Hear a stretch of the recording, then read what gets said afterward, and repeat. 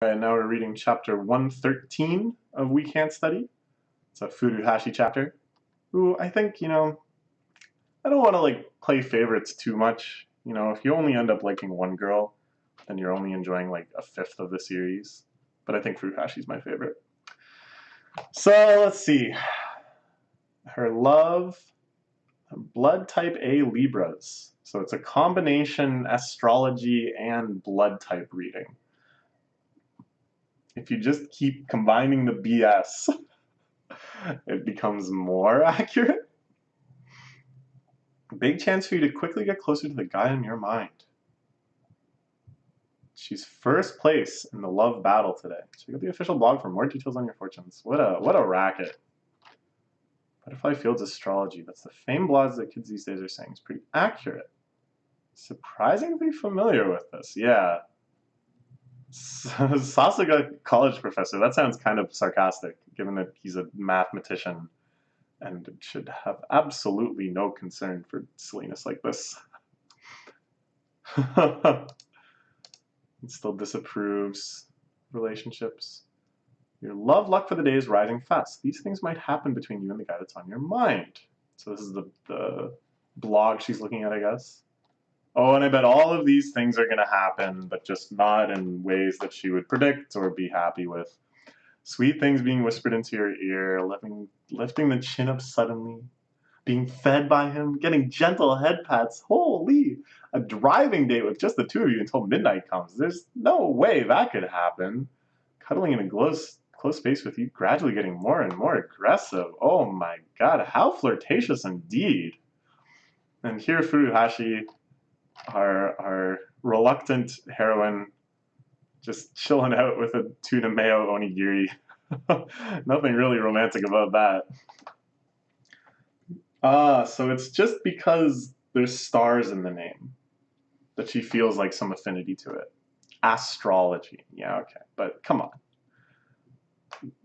Astrology has nothing on astronomy and true cosmology and stuff. The universe is so much more interesting than if it was just a bunch of shapes that we can perceive only from our vantage that have implications on our personality if we're born when they're overhead or however. I don't even know how it works, but whatever. Don't kind my mind in the first place. Oh, isn't there? He dives for the onigiri and ends up putting it in her mouth. It begins.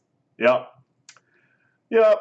Okay. This chapter is just going to be full of such goofiness, and I'm all for it. See, this sometimes I wonder when there's kind of an emphasis on an incident like this. This isn't necessarily fan service for the male perspective here, right? Like, are readers really self-inserting into Narayuki accidentally feeding Furuhashi? Or is it actually more about a fantasy from Furuhashi's perspective? Of, I mean, I don't think anyone is necessarily fantasizing about this, but did you see what I'm saying? Like, sometimes I wonder. Are we meant to be caught up in the romance of Narayuki as well? I don't know. Fine, you're overreacting, Narayuki-kun. Sorry about that. I got careless and acted too fast. Being fed by him, having him lift your chin up suddenly. Oh, yeah, he did both of those. It's just no way, right? Okay. So they're out studying at a place called Jomothans, which is sure a real name. I'm being shaken up by this or anything. It's all just for fortune telling. All just a coincidence. The sugar. Sato. That's just a bad pun. Alright, that's pretty funny. He says literally a sweet thing. You putting too much sugar into your drink?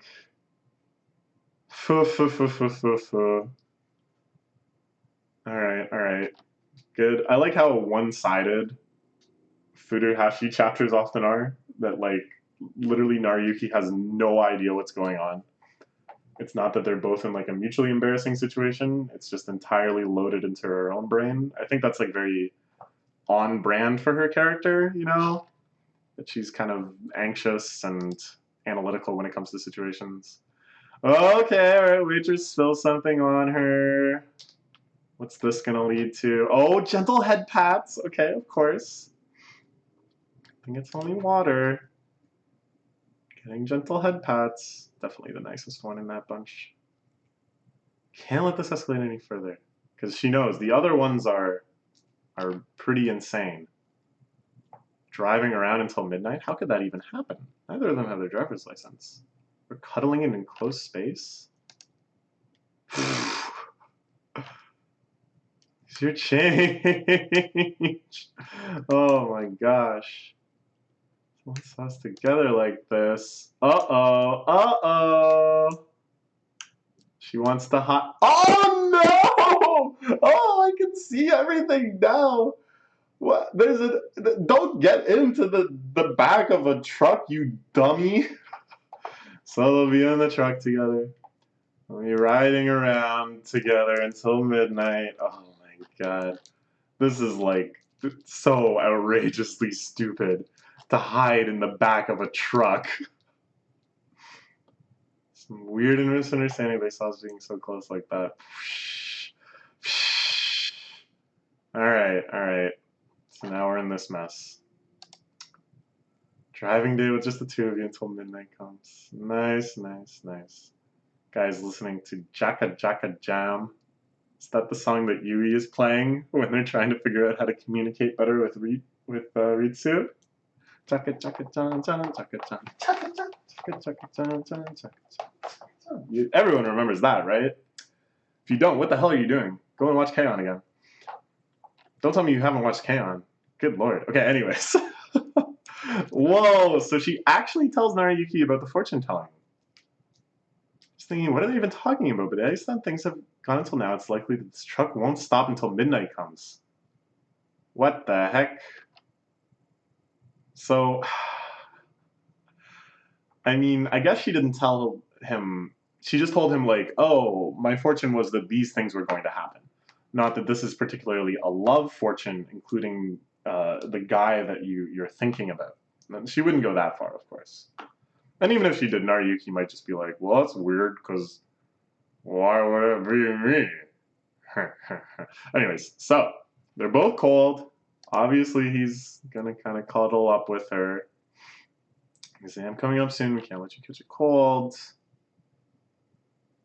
How about this? They're going to share the coat. It's the get close together coat. Something like this has actually happened before. When they shared the hotel room after the festival. Stay closer, we'll get too cold. There's no other choice. There's no other choice. She's getting gradually more and more aggressive. That was the final fortune. This whole fortune telling thing, we're being taken. Somehow I don't care anymore.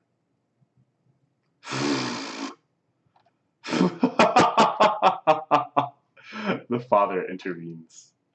What are you doing in a place like this, Fumino? That's a good face. Is it midnight already? So the fortune telling didn't entirely come true. Yeah.